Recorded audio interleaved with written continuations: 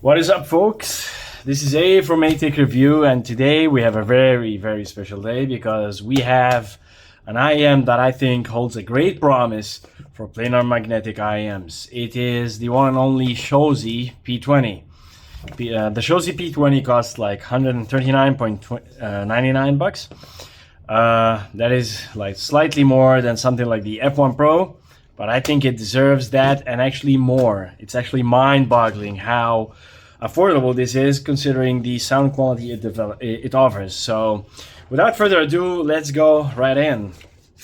Let's start with the unboxing.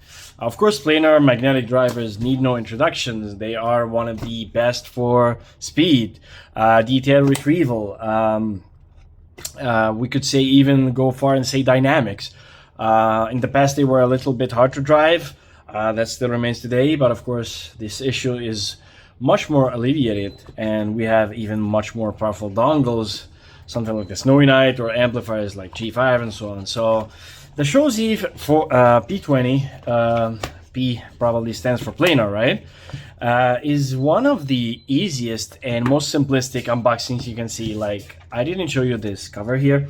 It says UK EC Rep, Apex Specialist Limited, and phone number, contact, and the company and where it's manufactured. And it says here 4.4. I got this 4.4 and I recommend the 4.4 because this actually requires slightly bit more power than you're used to, for good reason. So to stay on the safe side, I recommend the 4.4 for many things like power and voltage and current specifically. So this is the box you get. It's like a standard box with the magnetic latching here. You open this one and you get another box, which is the carrying case from Shozy. The box is simple, empty, and you put it right here and we are done. To get to the carrying case itself, it is kind of bigger if I compare it to something like the F1 or even Letshouer. Like, look how small the Letshouer is. It doesn't even hold the IEM. But this one is actually very good. It is very hard where it needs to be on the corners. In the middle is kind of soft. And then you open it and you'll find very basic. A small bag carries the two IEM pieces, which when I open them, let's have a look here. First, let me say like how beautiful they are. You can see they are all gray, black, and you have this dark gray etching and symbol. Like this symbol, it reminds me of something. It reminds me kind of like the maze from Westworld. It's like the maze is not for you, Arnold. It is very good. It's like kind of blacked out with 3 dots in the middle. I don't know if they're vents or not, but they look absolutely wonderful. You can see here. It's catchy. It's like the blacked out version. Even the filter of the nozzle, it's kind of like a blacked out BMW or something like that. You have your vent here, and you have your 2-pin. It's kind of flat. And here is the IEM itself. Left and right, no markings. They kept it clean. It looks very good. Like, would you look at that, right? It is very good. Now, before I forget, let's measure the weight quickly and take the measurements of the nozzle diameter. So I will start with this side, which is the left side. No ear tip, and I'm going to put it for you guys so you could see better. It is 8.4. It feels heavier compared to something like the F1 Pro. So this weight is probably because of the driver inside, which is kind of bigger. It goes into 14.5 millimeters in contrast to the 14.2 in the F1. And I think the 7Hz is also the same 14.2. So this actually driver is kind of big. It's not 14.8, it's not 14.2, it's actually 14.5. And it reacts differently. It doesn't have the same sensitivity. It doesn't have the same ohm. This is like 30 ohm, and the sensitivity is 105 dB per milliwatt, which makes it slightly harder to drive or requiring more current and power compared to the other IEMs or planar offerings in the current market. Now that we got that, let's put that aside And let's see the cable itself. It is a very, very nice cable. As you can see, it's on the thin side of things. You get your 4.4 protector here. The 4.4 itself is kind of long and very well done. It's very sturdy, and it has the brand name Shozy here. But I would argue that the cable is on the thin side, and it's flexible, pliable, and everything you could ask for. The cable splitter is kind of very light and easy to move, and you get your red and white markings for left and right, right? Something, again, appreciated, and it's even blue. It's kind of blue. You get a small dot to show you the polarity, where it is. They should be pointed up to avoid any phase issues or something like that. Now, for the ear tips, I would say this comes with these like regular ear tips. They give you like a lot of ear tips. You could count even. I couldn't care more, but they're a lot. I would say they're average. I would recommend something like the Render ear tips, Duno SNS, or even like final ear tips like Type E, Velvet ear tips. These are my recommendations. Even Spit fit fine. So there it goes, and boom, we're done. Nothing more to offer here. Like, it's very simplistic. It's one of the minimalistic IEM unboxings I've ever done. Now, to talk about the sound and how great this is. Actually, when I put these on, I was kind of shocked. I was kind of surprised. Why? Because this cost $139.99, and immediately, like when I put this, like I got the idea that this beats any other planar IEM I've ever heard at any price range. If you guys know, of course, I use. Actually, let's take the measurement quickly of the nozzle before I forget, because I know someone will ask in the comments, and it is kind of important. So you can see here the nozzle diameter.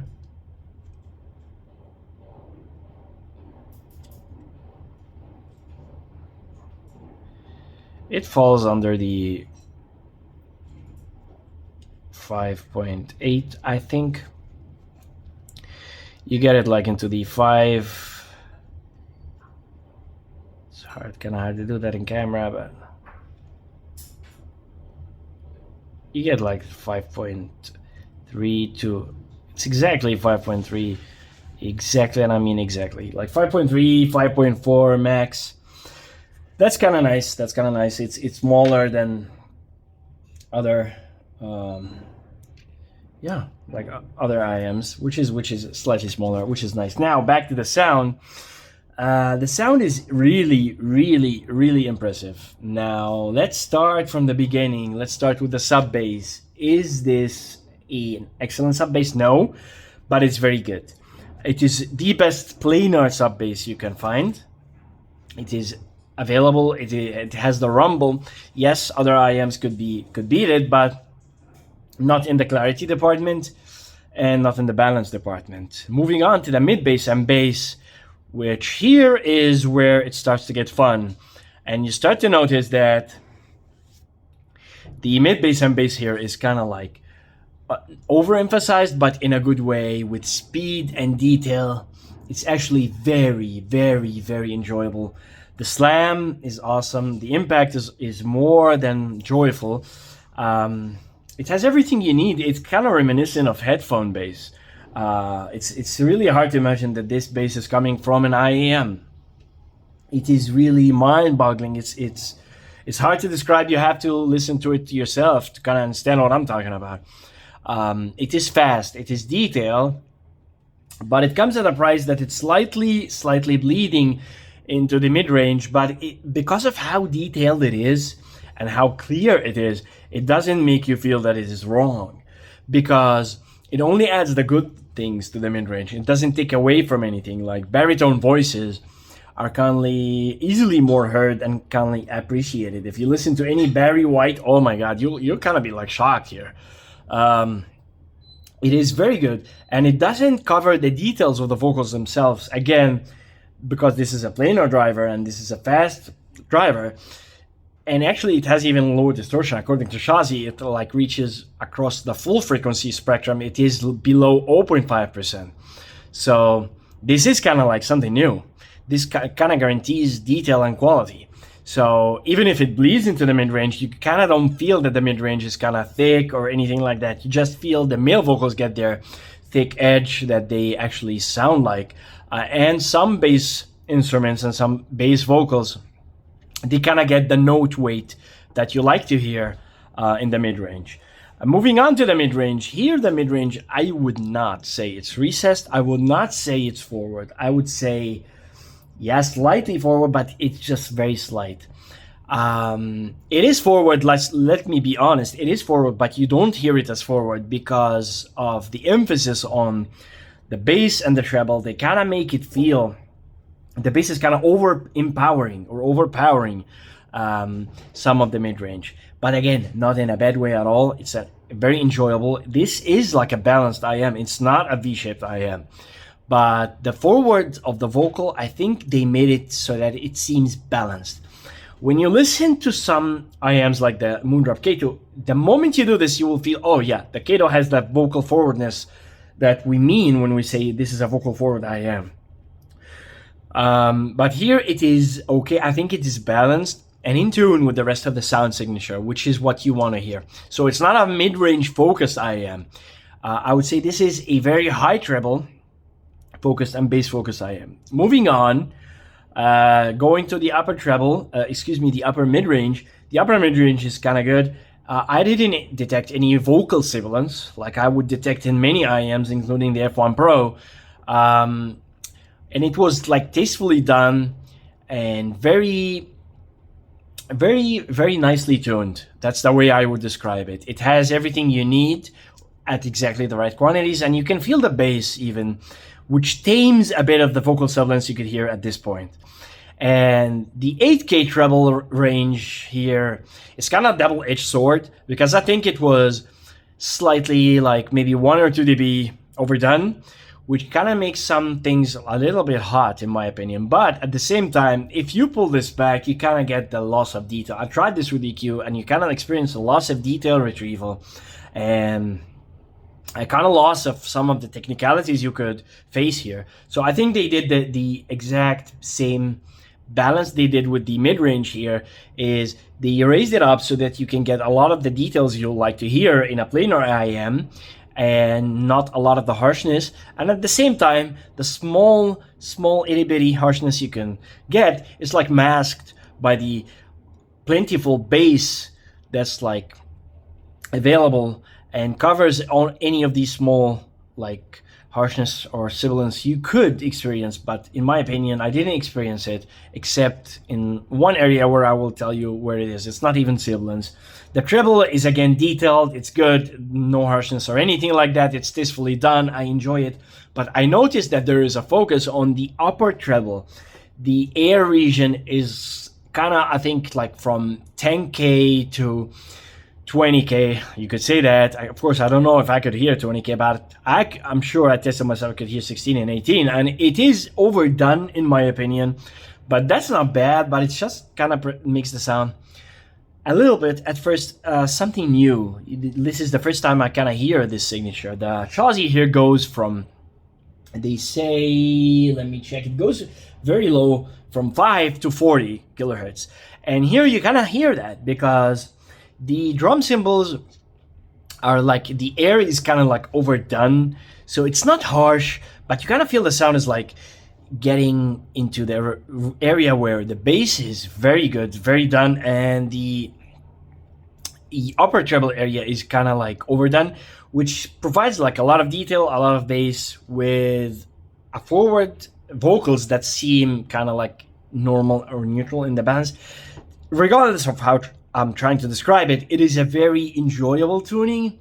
It's not your Harman way of tuning, but it is a very enjoyable way of tuning that provides everything you want to listen to without being V-shaped, while still being fun and maintaining the details that you like to hear.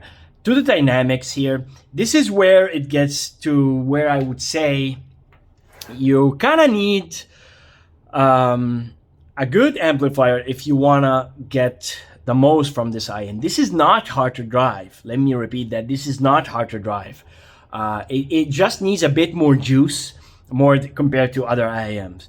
Like, for example, if you use it with something like the Full Snowy Night, you can get all the power you need. But lower types of dongles are not enough, in my opinion. And as I was saying, something like the Full Snowy Night, which I got here, provides plentiful power. Like, you don't need to go to high gain, but I will tell you what happens when you go to high gain. And I tried other dongles with it, and it sounds great. Just that a few things will dramatically change when you add more power. Like, for example, I added also this guy here, the G5, and I even used it on high gain. But to be completely honest, I think the Full Snowy Night is more than sufficient. But also, to be completely honest, lower power dongles than this one, I don't think they could be sufficient enough to get you the most out of this IEM. It will sound good, but what changes is the following. First of all, the dynamics, and I'm talking macro dynamics and micro dynamics. They change dramatically. This goes from being a slightly flat IEM to suddenly being very dynamic. Number two, the imaging. The imaging also changes dramatically. This has excellent imaging when provided with the right current and right amount of power. The imaging is actually superb and the best of all the planar IEMs I've listened to. It makes it very enjoyable. Number three, and check this out guys, is the Soundstage. Again, normally I said I don't focus on describing Soundstage for IEMs as being it's very low in most of IEMs, and it's like kind of intimate, and most of them are kind of similar with a few exceptions. Getting to this one here is an example for you where you can listen to Soundstage in an IEM, provided you give it enough power and enough current, because now it kind of dramatically transforms on high gain and offers this Soundstage that actually in some songs could be wide. Soundstage depends a lot on the recording and the quality of the recording and the positioning of the microphones. And here, when there is a song that has good soundstage that you can listen to on your loudspeakers, that you can listen to on your headphones, if you listen to it here, you will find it and you will be surprised. It was very wide. You hear it in the instruments, you hear it in the vocals, and it's actually like kind of like very enjoyable and reminds you of the way headphones sound and speakers sound and so on. Which brings me to the last point that the power here does is it actually improves a lot the vocal area, the mid-range area. Like if you provide it with low power, I kind of think that you will feel that, oh, the mid-range is kind of recessed. Oh, it's kind of like flat. Oh, this IEM is not dynamic or something. But given enough power, and you will see the sub bass is transforming, the bass is slamming, and then the mid-range is not recessed. Now it's like kind of balanced with the whole sound signature. You hear everything you want to hear. The notes are excellent. The imaging starts getting in. The separation of the instruments is starting to be heard. The soundstage is getting wider. And you kind of feel that this IEM is like, will beat a lot of IEMs in the market. Like, it's kind of like insane when you think about it. Of course, I kind of say also this made me feel that the driver is kind of different because this doesn't need the same power like the other planar IEMs. Now, this part of the video I described it and I don't want it to be long, so let me start by completely doing a comparison. So I will put this Shozy right here with its cable, and I will start by putting this F1 Pro right here with its own excellent cable. So this is your Shozy. And this is the NiceHCK F1 Pro, an excellent IEM. I will put here the Timeless, and I will put here the Z12 to make this like a planar wars kind of IEM. And let's not forget what is quickly useless, but for this video, this is the one that started it all. This is the TinHiFi P1. I'll just put it because I think it's the one that started this whole planar IEM fiasco, if you're gonna say that. So let's start here by comparing first the packaging and so on. This is the box of the Letshouer. I think the box of the Letshouer is way too small, to be honest. You kind of like squeeze your IEMs in here. It could not fit enough. You can't even carry a dongle, you can't carry an ear tip or anything, and it's kind of like hard. Sometimes I feel it could damage the IEM itself. Now, it's not kind of bad or anything, but I have to look at this one, the NiceHCK, which is actually very good, very roomy. It's actually very spacious and could hold a lot of stuff inside. But of course, again, this pales in comparison to the upgraded Shozy case, which is like this. Could carry your IEM, your cable, a few ear tips options, and even a dongle and an adapter at the same time. So in my opinion, this goes here. For the cable, while the Shozy cable is very good, it's very flexible, I have no complaint, I have to give this one here to the F1 Pro. I think this is the best cable, and it comes at no surprise because like the NiceHCK are a very famous cable manufacturer. They have been doing these cables for years now. So they have enough experience to do what cable the customers want, how flexible it should be, the thickness, the braiding, the soldering, the marking, the left and right, the polarity, everything is actually done perfectly here. I will not mention even the P1. It's in the past. I would say the 7 Hz, I've been vocal about it. I'm not the best fan here. And the Z12, it's kind of on the hard side, which I don't really like that much. It's okay, but it's just hard. It reminds me of the K2. Like, it's really, really tough to move and not flexible at all. Connectors here, I think the Shozy is very good and the F1 Pro is very good. Also, at the same time, the 7 Hz is very good. And here I only have the 3.5, which is also good. I have no complaints. Fit and comfort. First place, I will give it to the P20, followed by the F1 Pro. It's kind of like a tie between the 7 Hz and Z12 because it depends on your ears. Accessories, like they all like kind of fit the similar, but I will say that the F1 Pro has the best ear tip choices out of the box. Like the F1 Pro, you buy it for $99.99 and you don't need to touch anything. It has the cable, it has the ear tips and everything. For the Shozy, the ear tips are okay, but I would opt in for some aftermarket options. Something like the Duno SNS or like the Render ear tips, which are my choices, followed by like something like the Final or Velvet. That's it for that. The nozzle and the weights, I did that before. You guys could look back. I will just mention quickly the drivability of them all. These Z12 and the F1 Pro are kind of like on the same side. They are very easy to drive. You don't need anything more. The 7 Hz kind of needs a bit more juice here. It's kind of like your traditional. The P1, of course, is like kind of a joke. Like, I don't need to mention that. I will never forget the day when I was using my THX 789. I was like kind of getting the third gain, like third high gain. And I still felt it needed more juice. Like, that's kind of like, that's insane right over here. The P20 is kind of like your traditional planar IEM, but a bit easier to drive. It's not difficult to drive again. It improves and it scales with more power, but it's not difficult to drive. Like, I drive this from a dongle, for God's sake, all right? So it reaches every dynamic sound I could hope for. Everything that I experienced with something like an A90, I experienced from a dongle this size. So 30 ohms, this provides like 300 milliwatts at 32 ohms. I think this is the area where the improvements start to kind of fall off. High gain, yes, provides more voltage, more current, which could lead to more improvements, but I think like most of 80% of the improvements like kind of stop at 300 milliwatts. So this is for drivability. Sound isolation is something I should mention very quickly because I say this is okay, this is least sound isolating, this is the least. I'm sorry, this doesn't exist anymore, although it is a great one. This is okay, but this is the best. And I mean the best, I mean I put it, and the passive noise isolation is excellent. You kind of like not hear many stuff because of this one. Now, let's start with the sub bass, and I will give the winner here for the Shozy P20. This is the best sub bass of the group. To be followed, to be honest, by a tie between the Z12 and the 7 Hz. The F1 Pro has the least sub bass. Moving on to the bass, which one is the best? Without even discussing it, the P20 takes the prize here because the bass is wonderful. The F1 Pro has a more slam. I would give you that. It has more slam, but it doesn't have the same speed and same detail and same clarity of the bass you find here.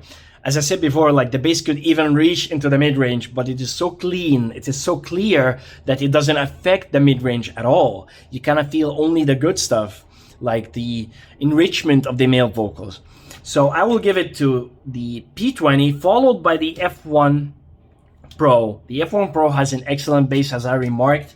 And then I would say the Z12 gets the 3rd place, and the 7Hz gets the 4th place. The bass of the 7Hz, when you compare it after these IEMs, it kind of seems like neutral, more on the light side, I would say. P1, I will not comment on it anymore. I think it's not even, it shouldn't be here, to be honest. I would just say it like an honorable mention as an old timer, an old school IEM that started the whole thing. So moving on to the mid-range here, I think the F1 Pro maybe and the Z12 kind of get the best mid-range. They're kind of more forward, but I think the P20 has the more detailed vocals. They just have more bass in a way, but I think like if you want to hear like pure vocals, I would go with the F1 Pro or the Z12 if you want to hear the pure vocals. And if you have a sensitivity to any kind of sibilance, these could have a bit of vocal sibilance, just slightly. So if you want to stay on the safe side, the 7Hz is there, but the 7Hz, it has recessed vocals in my opinion. It's kind of like a dark sound signature, which is not something I would like to see at this price range. So if I had to choose, me personally, to my own preference, I would start with the P20 followed by the F1 Pro and then not worry about anything else at this range, to be honest. If you want an improvement more in the vocal side of things, on the mid-range side of things, then you have to move from these 4 and you go with something like maybe a Tension Origin if you want to experience what good quality forward vocals sound like. Again, something else is the detail, level of detail in the vocals. The P20 again wins, and it's the best detail in the vocal range you can find here. Moving on to the treble. The treble is okay on the F1 Pro. It's kind of like a bit more on the Z12, which kind of makes it sometimes kind of harsh. Here, it's tuned below. It doesn't sound harsh at all. It's a very comfortable listening.